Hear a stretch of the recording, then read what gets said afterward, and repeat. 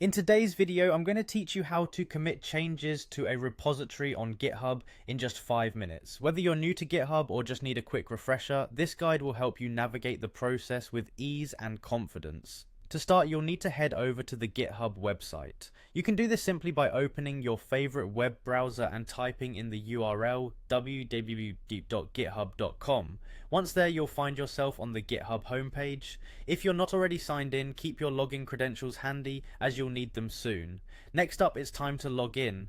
Locate and click on the Sign In button, typically found in the upper right corner of the page. Here, you'll be prompted to enter your username or email address. If you can't remember this information, don't worry. There's a convenient forgot username or email link just below the input fields to help you out. Type in your username or email and then proceed by entering your password. Remember, keeping this information secure is important, so ensure you're typing on a safe and personal device. Once your credentials are all set, click the Sign In button. After logging in, you will be taken to your GitHub dashboard. The dashboard is your central hub, displaying all your recent activity and repositories.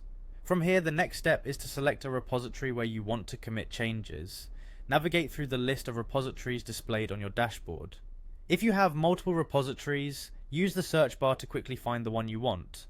Once you've found it, simply click on the repository name, which will take you to its specific page. Now, with the repository page open, look for the menu bar towards the center of the interface. Here, click on the Insights tab.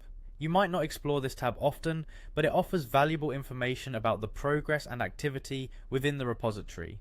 The final step involves clicking on the Commits option. You can find this option under the Insights menu you just selected.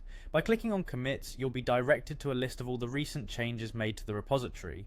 These commits are useful for tracking the development process, reviewing updates, and ensuring that everything is running smoothly within the project. And there you have it, you've just navigated through committing within a GitHub repository quickly and efficiently. Keep practicing these steps, and soon you'll be committing like a pro, maintaining a seamless flow in your projects. Thanks for watching, and don't forget to subscribe to stay updated with more quick guides.